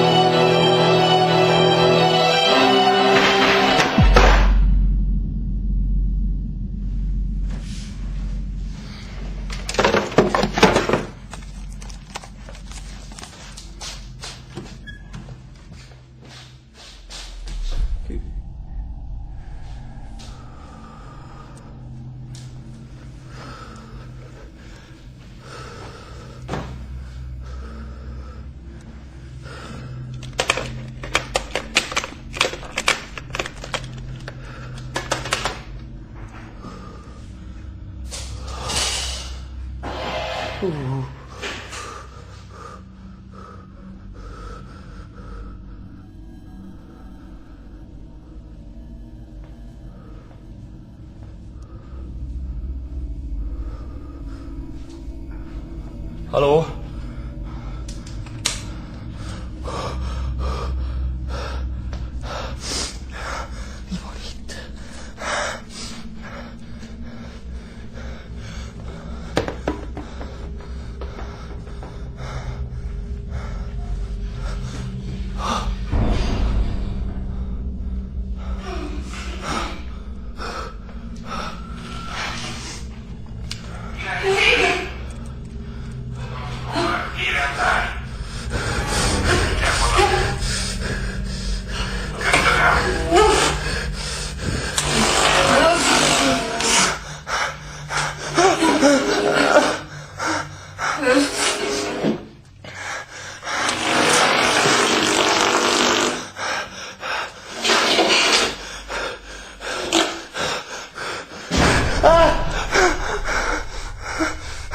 According to the man, incidents like this seem to occur only when he's playing the keyboard, not while he's watching television, not while he's sleeping, and not while he's moving around the house. That detail led many viewers to develop their own theories. Some suggested that the vibrations produced by the instrument might somehow be triggering hidden structural issues, causing objects to shift or sounds to emerge elsewhere in the home.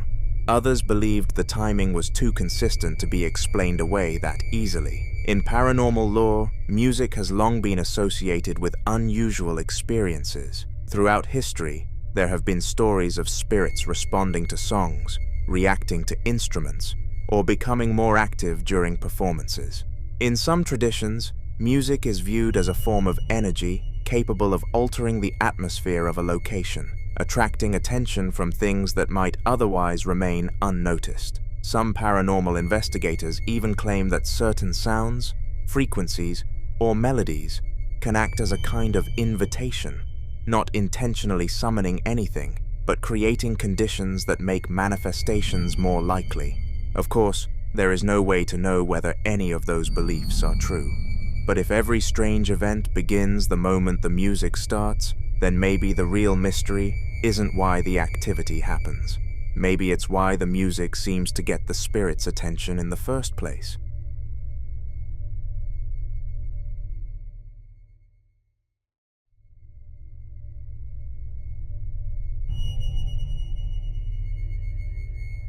This next clip was recorded at Whisper's estate, a location that's already well known among paranormal investigators for the kind of activity that doesn't just startle you, it follows you home.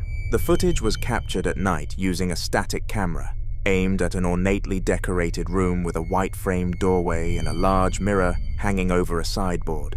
Nothing about the setup looks unusual. Then something appears. Watch.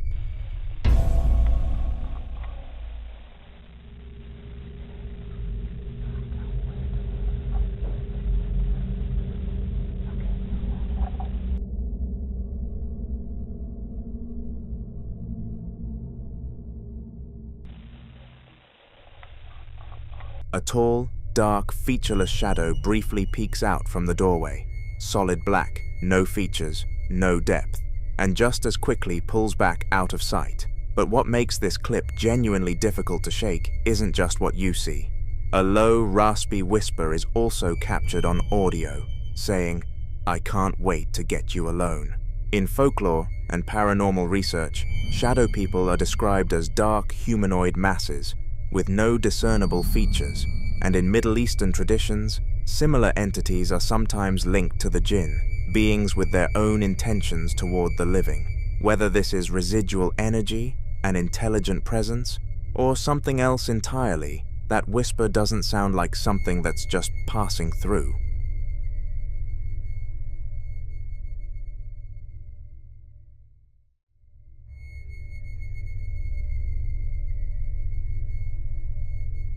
Now, in this next clip, Brian was just wandering through the BDK house at 4:20 in the morning with a camera, doing a casual walkthrough while most of the house slept. Nothing felt off. The TV was still on, people were bundled under blankets on the couch, and Tim, a teenager, was sitting alone at the kitchen table, hunched over a piece of paper, writing. Brian panned the camera toward him and asked what he was doing. It all felt completely ordinary. Watch.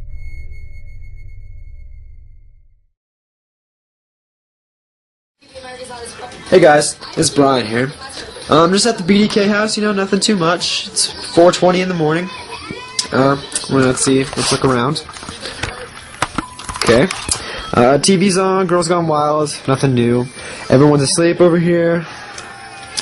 Hey, there's Tim over there. What are you doing, Tim? Just trying to get some stuff out of my head. I got a lot of ideas and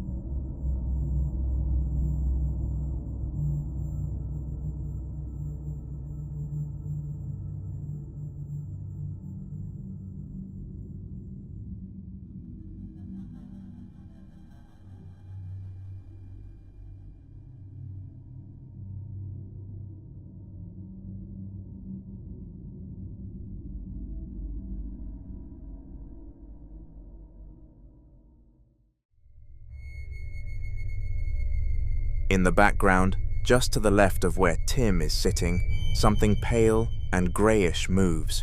Tim had no idea it was there. Some viewers think it's a person hiding in the house, someone Brian and Tim simply didn't know about. Others aren't convinced it's human at all. The features are too stark, too hollow, and the way it retreats is just a little too deliberate. So what was standing in that doorway, watching them? You decide. The following video was recorded inside a quiet room one afternoon, with daylight pressing through the blinds and everything looking perfectly still until this happens.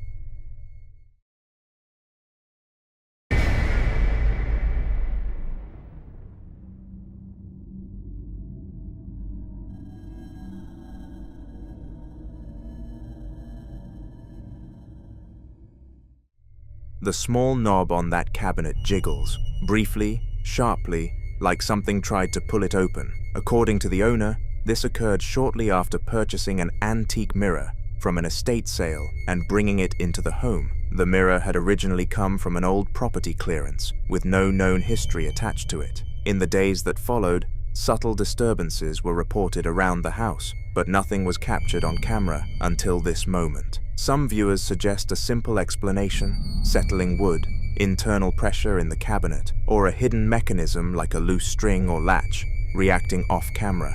But others point out what makes the clip unsettling is not just the movement itself, but the absence of anything visible causing it. There is no one in frame, no interaction, no follow-through, just a single, isolated motion, and then stillness again. Moral of the story, as the owner later put it, be careful what you bring into your home from estate sales, garage sales, or thrift stores, because sometimes what seems like a simple object can come with more than just history attached to it.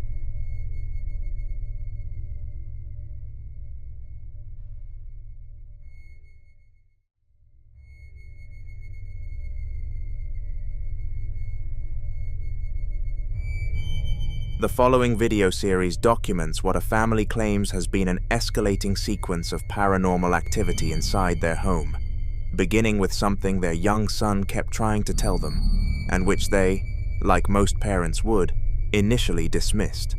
The boy had been mentioning someone named Jerry for a while, a name that didn't belong to anyone in the household, and the family assumed it was the kind of invisible friend children invent and eventually forget. Then the security camera caught something that made that explanation a lot harder to hold on to. Watch.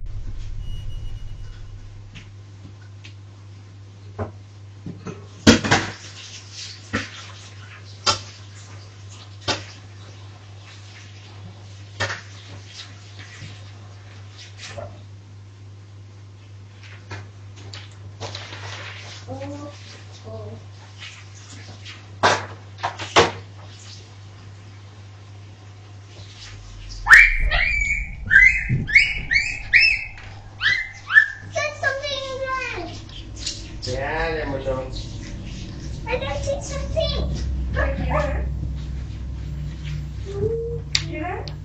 No, I don't know. What is it, Mona? Jerry. Where? Next to the gun. It's next to the gun.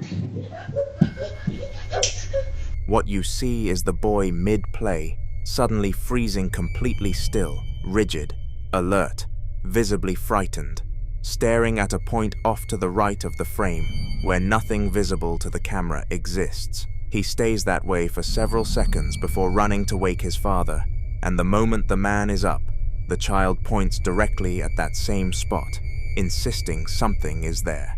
The father investigates and finds nothing.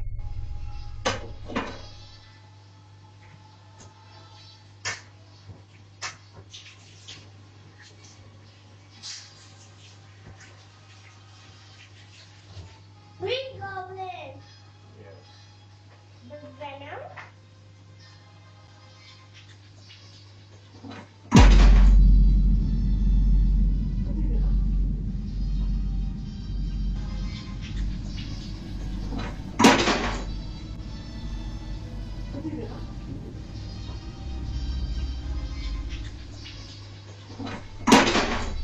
No one believed him. That detail matters, because children under 5 are frequently cited in paranormal research as more perceptive to presences that adults can't detect. Some believe it's because they haven't yet learned to rationalize away what they sense. Others think entities like Jerry, which would traditionally fall under the category of an attachment, a presence that fixates on a specific person in the home, often a child, actively choose younger witnesses precisely because they're more likely to be dismissed. The next morning, the family was going about a completely normal start to the day. The woman washing dishes in the kitchen, the man waiting to refill a container, the boy sitting on the sofa watching a movie. Nothing about it felt unusual. Watch closely. ये maggots कहाँ से आ रही? What? Maggots, houseflies के जो worms जो आते हैं ना, दो हैं। इधर है ना?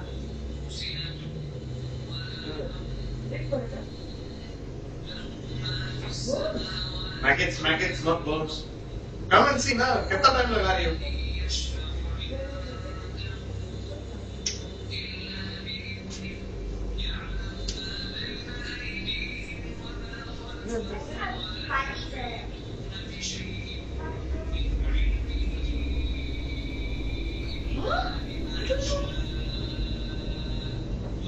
Take a minute, please. कहाँ से आ रहे?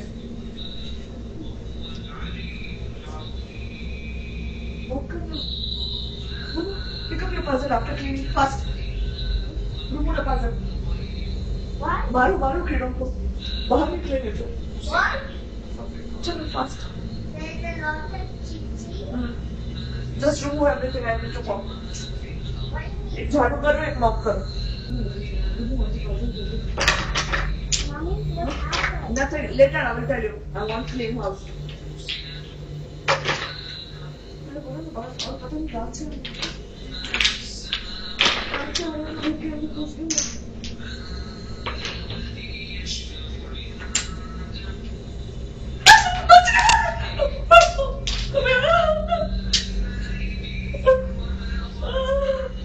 Relax, maggot. Why are you scared?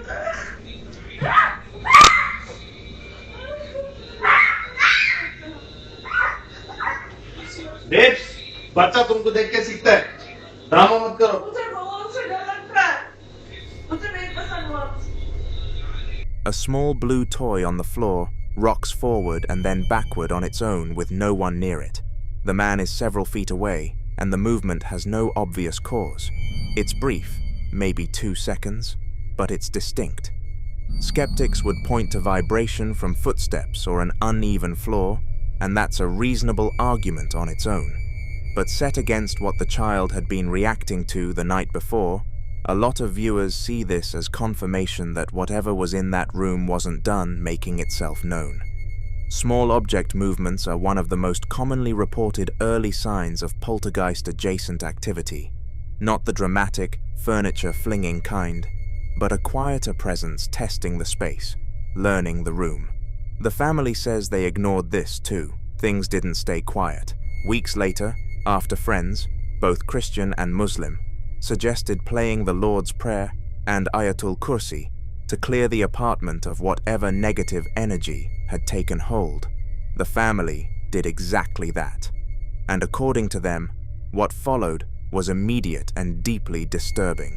Listen closely. The man and woman are discovered moving through the apartment in visible distress, searching the floor, bending down, the woman pressing her hand to her mouth in what sounds like genuine panic, her voice high and alarmed, while her husband speaks in a calmer, measured tone, trying to keep her composed so the boy doesn't pick up on her fear. They reportedly found close to 33 maggots appearing throughout the apartment with no traceable source. No rotting food, no entry point, no explanation for where they came from. In certain religious traditions, a sudden and unexplained infestation following a spiritual cleansing is interpreted not as the evil leaving, but as it reacting, a sign that something present in the space was disturbed by the prayers and pushed back. The timing here is what keeps this from being easily explained away. Maggots require a food source and time to develop, and finding them throughout the home within hours of playing those recordings, with no origin point discovered, sits uncomfortably outside what a simple pest problem usually looks like. The woman, we're told, has a phobia of worms, which makes her panic understandable on its own. But the man's calm, systematic search suggests he wasn't dismissing it either.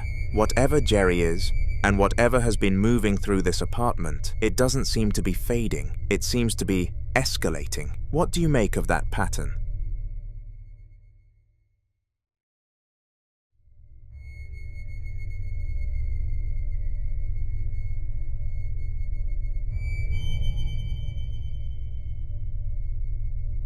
Now in this next clip, two young women are sitting together at a large wooden dining table late at night, candles lit, a handmade Ouija board laid out in front of them, just a piece of paper with letters written across it, and a small, dark object serving as the planchette.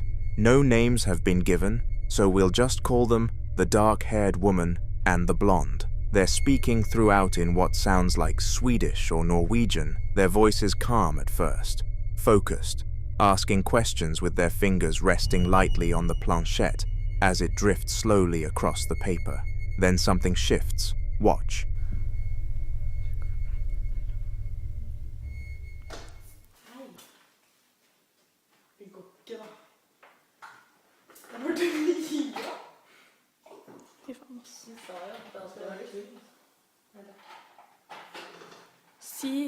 Ta ned på god dagen. Det er ikke. Åh, shit. Kødder du nå? Ok, vet du hva? Nå kan jeg få gå hjem, eller? Du kan ikke gå hjem? Nei, jeg tør ikke å gå hjem. Jeg tør ikke å gå nå. Ta det bort. Sånn her. Jeg tør ikke å ha det her nå. Hva sier? Ja, men dere, nå faen, nå er ånden her, da. Nå må dere... Ja, velkommen etter av banen. Tenk hvis han kommer og tar meg, da. Fy faen, jeg sitter alene. Faen, og så sitter vi i vinduet også. Hallo, hva skal vi si nå? Jeg fortsetter ikke nå. Jo, kom igjen da. Jeg fortsetter, jeg er ikke kjempegøy. Kan dere følge meg hjem, eller? Det er sant. Ja. Jeg har aldri vært med på dette, vet du.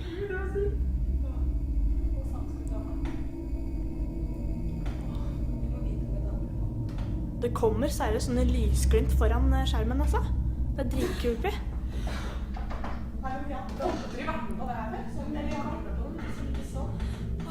Nå trodde jeg døra åpnet seg.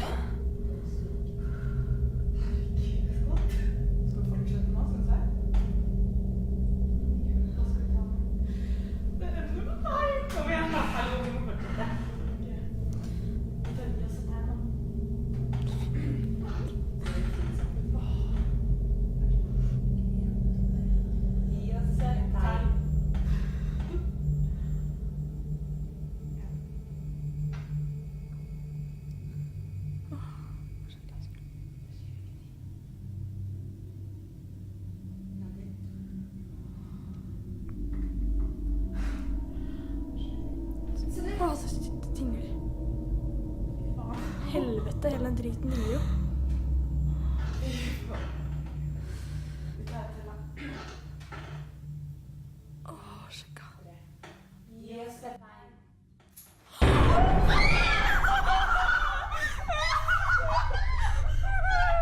At first, nothing unusual seems to happen. The movement slows, then stops completely. The women pause and laugh nervously, trying to dismiss the moment, before resetting their hands and placing their fingers back on the board to try again. Some believe that's where things begin to shift. Paranormal researchers who study Ouija activity often caution that participants are supposed to formally close a session before stopping, typically by saying a closing phrase such as "goodbye," to signal that communication has ended. Without that, some believe the session remains open, leaving continued interaction more unpredictable. On their second attempt, the atmosphere appears to change. The glass on the table begins to move unexpectedly, sliding in a way that doesn't match their earlier control of the board. The reaction is immediate: hesitation, uncertainty, and a brief pause as they realize something feels different this time. But they continue anyway, and to many viewers, that decision stands out. Paranormal investigators often warn that continuing after an unusual or unsettling response can intensify the experience, as repeated engagement is believed by some to signal continued contact rather than closure. Whether the movement was coincidence, subtle manipulation, or something else entirely is never made clear in the footage. But what remains consistent is the sense that whatever began during that first session did not fully end when they stopped the first time.